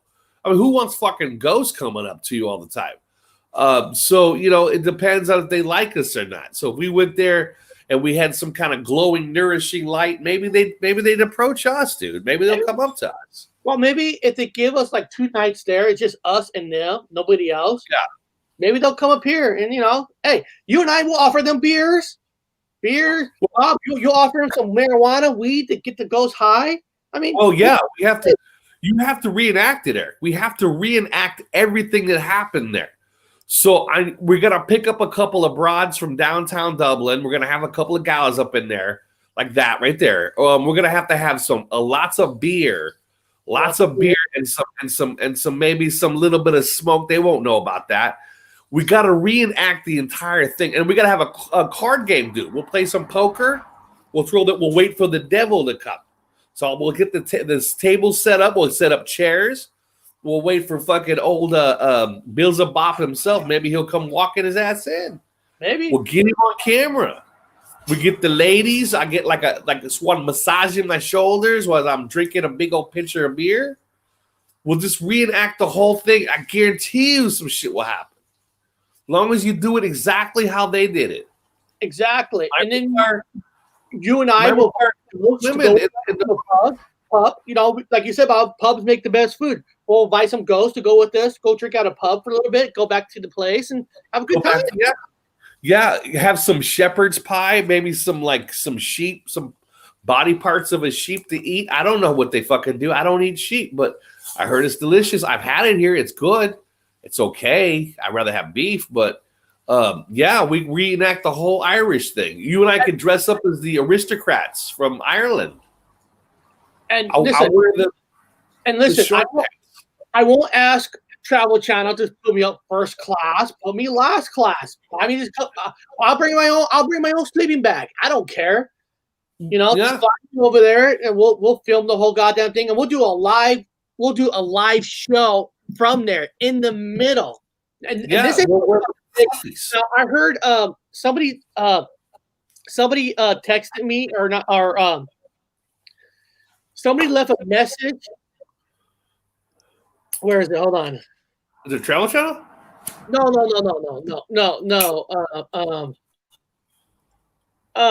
That a show did actually go there. What was it? Apparently there was Ghost Hunter. There was an episode with the Ghost Hunters there.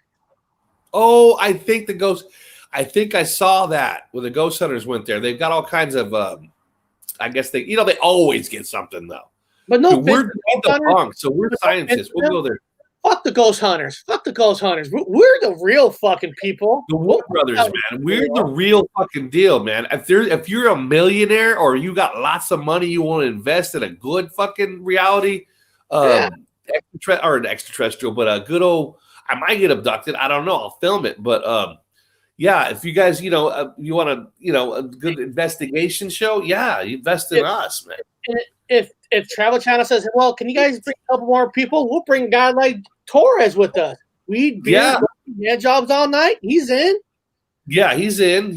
I don't know if the aliens will like him. They're racist, but they like the redheads. I'm sorry, dude. I'm sorry, amigo. They just like the long red beard. You have to grow one. I'm sorry, they're racist? What? Aliens are racist, yeah. But, aliens are very racist. I thought you meant the Ireland ghosts themselves are racist. Only like redheads. No, I don't think they're racist. I think that the aliens are racist. They're all Ghost Hunter and a sidekick, Bobby, the real ghost hunters. Yeah, I'm telling you, man. We're the real fucking ghost hunters. I think it'd be great. Every once in a while, we gotta put a sale. We gotta put it out there. Anybody want to invest in a good show? Just let us know. And listen. If I had the money to sponsor this myself, I would. You know what? I don't know if it would work. Maybe I should put a GoFundMe account for the Hell's Club. Put the head. And show everything exactly what you guys are gonna pay for. You're gonna get. We're gonna go to that You're gonna go to that little place, that little Hell's place. We're gonna be right in there with the camera. You're gonna see everything you paid for. Corey's got it. He'll dye his hair. Of course you will. You'll be the equipment tech guy. We carry the equipment. Grab my bags too. His job is the cabrón. Grab my bags. Guy. Grab the beers. Look at these two asshole white people coming to Ireland, making other races carry their bags and stuff. He's not Mexican. I think he's from one of them islands. Leave him alone. Carry my bags, amigo. Apúrate. It's like, shut up, man. Yeah, no, that'd be fun. There's a lot of beautiful places in Ireland, dude. I was all over it. There's a lot of mythology. He bought boots. It would be fun. It'd really be fun. I honestly, I think we could do a damn good show for those people. But as he said, Ghost Adventure said there was an element at the HFC and had some witch there do some blessing on them. Or protection spell. Oh, fuck Ghost Hunters. Protection. Oh yeah. I think he's right. Ghost Adventures. I think I remember something like that.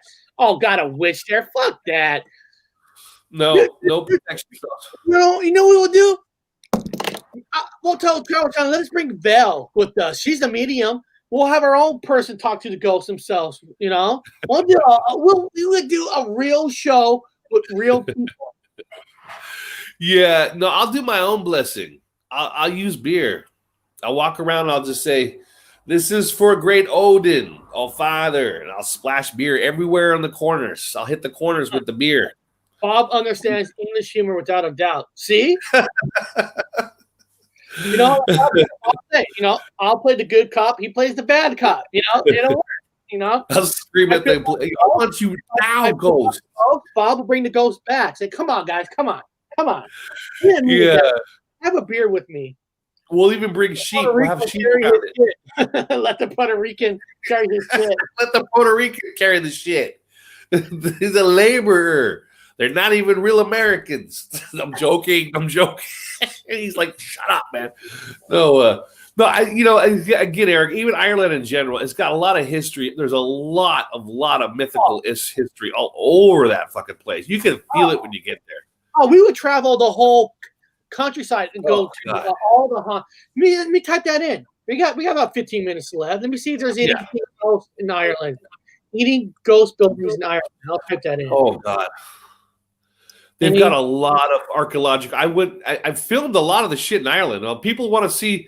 I have it in my in Robert Wood. If you guys go to Robert Wood, you guys go to my channel. I have it's listed under Ireland. Under Ireland, I have a lot of things I filmed in Ireland. A lot of really weird. I even went to a play. It was a mental asylum, Eric. It was a mental asylum. They converted over to a hotel. Or a big old huge hotel. And I was like, this is an old mental asylum? It's huge. And so according to the literature, I stayed in there. I was looking for ghosts. I was on the grounds. Oh, it's a freaky place, man. I filmed it. It was really cool. Why is it's all dark. Here we go. Here we go. Ireland's 9 most haunted. Ooh. Number 1 is Hellfire Club, which we do. Cars with the Devil, Lily Elizabeth and the Phantom Children. Oh, looking at the Bagley Castle, Bob. You know about the Bagley Castle? No. And look, there's a ghost river there too. Home of the first ever witch trail in Ireland. Kilkenny is stranger to the. Here, Bob, I'm gonna put this in the chat too. So what? So you guys, you could probably pull up yourself because you could visit this right now. I'm living out of a backpack, broke, so I can't go anywhere. During the Great Flood of 1763, a crowd was crossing John Bridge when it collapsed, drowning 16 people in the swollen Nore below. Ever since, locals and visitors tell eerie ghostly figures in the river scratching at the banks, leaning where the current structure stands and rise on the morning mist. So apparently they got a castle, Bob. It's called Balgally Castle that is haunted. You got a ghost river. Oh, shit.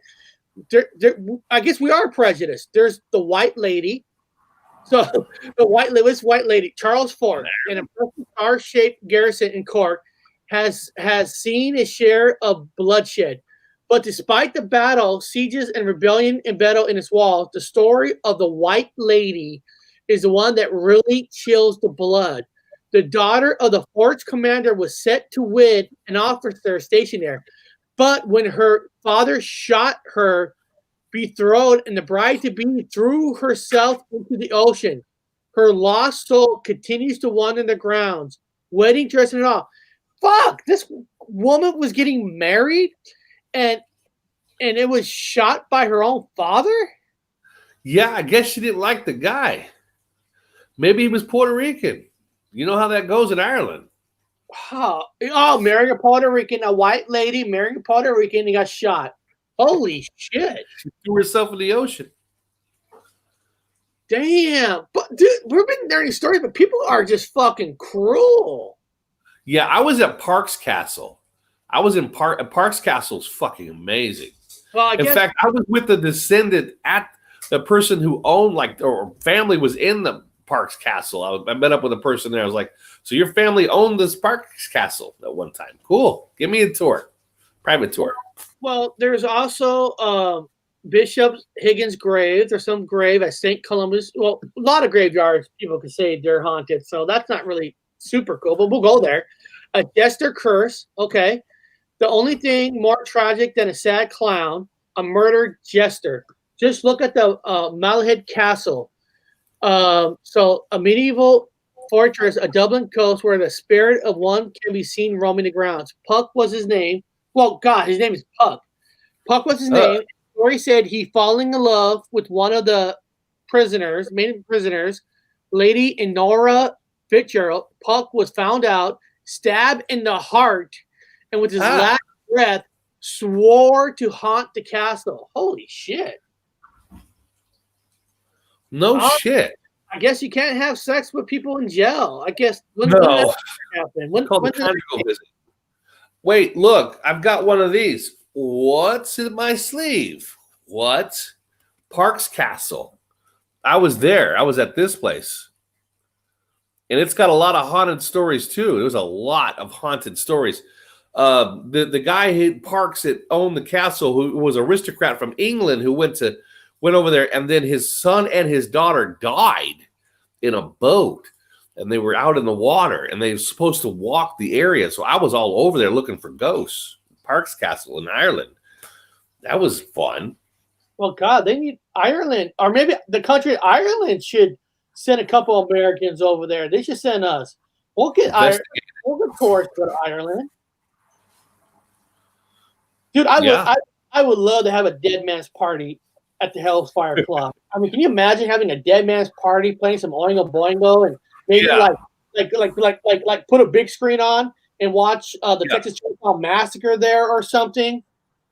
Yeah, but I think it could be the max is only 6 people, with the rules now. And then everybody would have to be have a medical card so they don't wear the mask. So, I mean, unless they have to, and then we have to be 6 feet apart. Well, okay, so you got us.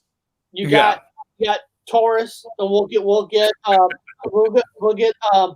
the Demon Hunter clown to go with us. We'll get Via, and to make it look right, where we have a couple Puerto Ricans, we'll have Zulu come with us too. So Zulu and Taurus look like they're our workers, but they're really not. You know what I mean? Yeah. They're holding the camera. So by them holding the camera, Bob, maybe that allow us to buy 2 more people to have 6 plus 2, because you can't count the help, right? Yeah, it's actually considered a job. It's labor, so you can have more people. It's not just a gathering. Yeah, it's an actual job. And as long as they stay 6 feet apart. And Puerto Ricans will marry everybody. We don't discriminate. As long as we keep them 6 feet apart, everyone will be just fine with the whole venture. Would be fine. The whole thing set up. Yeah, no, it's a beautiful place, man. There's a lot of history, a lot of archaeological, beautiful rock, a lot of earthen mounds everywhere. I mean, it's just amazing, man. And it's funny because there's nobody there. There's a low population. I'm used to places that are high populated. You go to Ireland and it's very low populated, dude. And everybody left. Like, they left a long time ago. And so now you have oddly enough, it freaked me out, dude. I'm sitting in the back of this one like beautiful little tea shop, and I'm having some fucking French fries. They call them chips over there. They do French fries. You ain't ever had French fries, the chips they call it over, unless you've been over here, man, over to Ireland or Scotland or fucking England. God, but especially Ireland with the goddamn French fries. That's not the point. I'm sitting there eating French fries and drinking some freaking tea, and I seen this little kid walk by, and I was like, and then the mom come by, and she's got the whole. I go, is she Arab? And then the guy walks by, and I was like, am I in another country? There was I'm no offense to different cultures out there, but they were Islamic. I was like, there's Islamic people walking around the streets of this small town, and then I seen a couple of people, obviously from Africa. I was like, what? Because they have the they're part of the EU. Now, remember, Ireland, Eric, is EU. So they've got all these different rules. They've got people from other countries that are coming into Ireland, which is really unusual to see. It kind of threw me back. I have no problem. I'm not from Ireland, but a lot of the locals are like, yeah, a lot of influx of people from other refugees are coming in, which is it's just weird because all the EU, everyone's just kind of moving themselves around. One world government, man. One world government. It's really weird. That is weird. Yeah, I was like, what is this?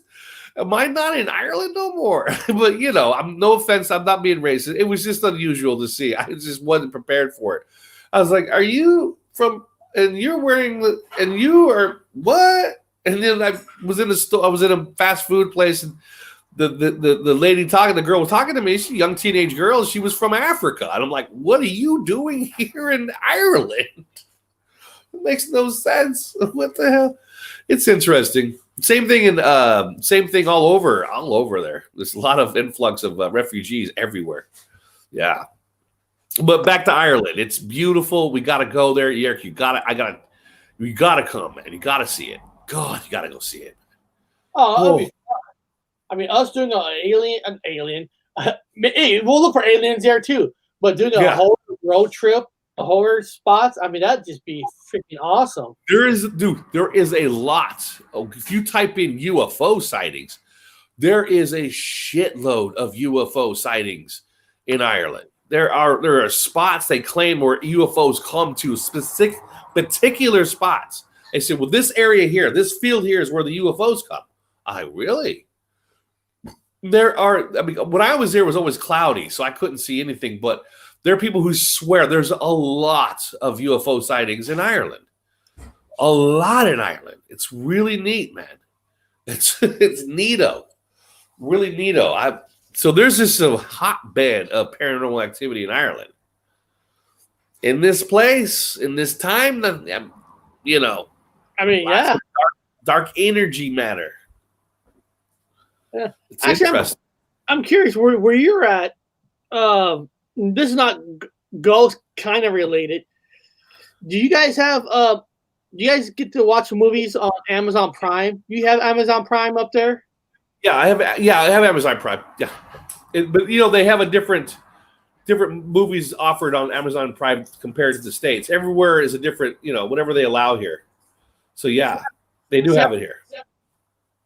That sucks. I would, it's like, because I'm just thinking of tomorrow of a horror movie, but it's like, even if I find a horror movie on Amazon Prime, you might not be able to see it still.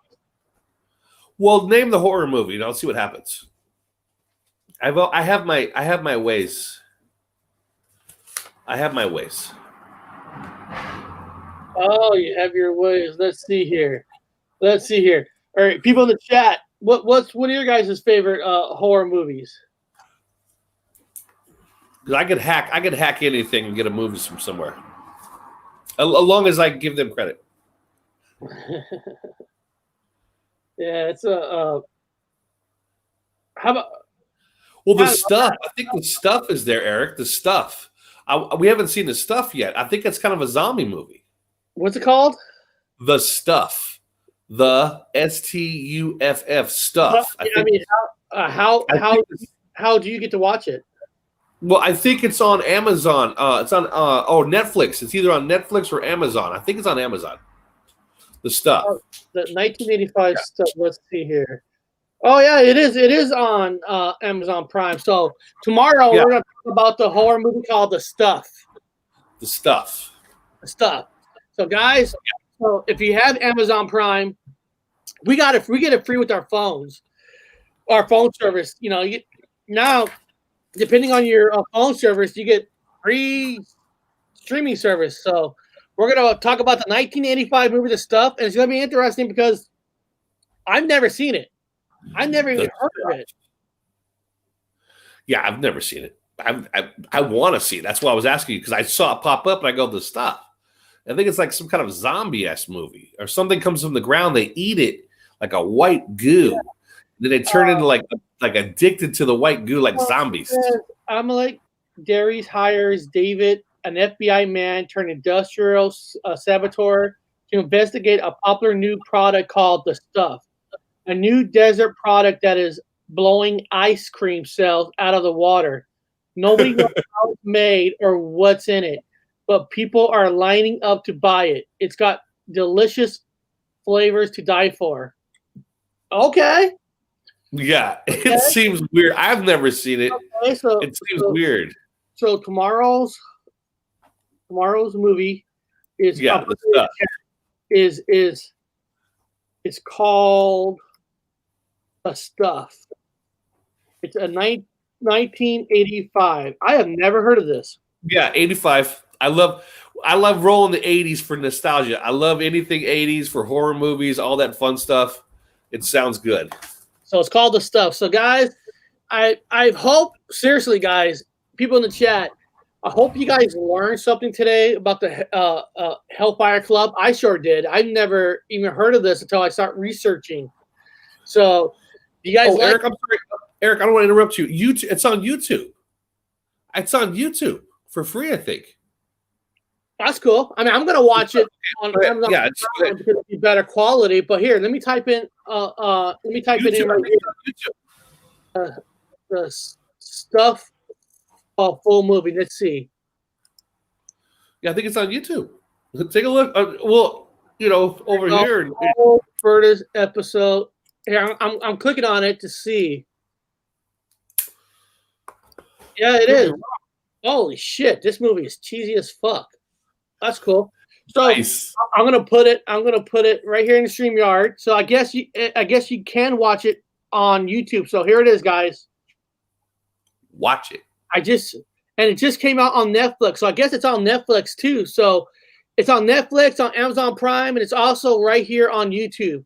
So tomorrow we're gonna talk about The Stuff. I've never seen it, never even knew it existed, but we're gonna find out now. So beyond that, guys, I hope you guys had a good time. Hope you guys learning a lot. I'm trying to find topics of places of hauntings, the stuff that we never heard of, and millionaires to sponsor us to go to those places. Yeah. Why not? I mean, dude, if you really want the honest truth, you got to send some honest people. Yeah, because we don't give a shit what people say. We don't care. No. If you hate us, great. You like us, great. As long as you watch us, that's all we care. I wouldn't like it. Oh, shit. I don't know what the fuck that is. I don't either, man. I think it's a fucking alien.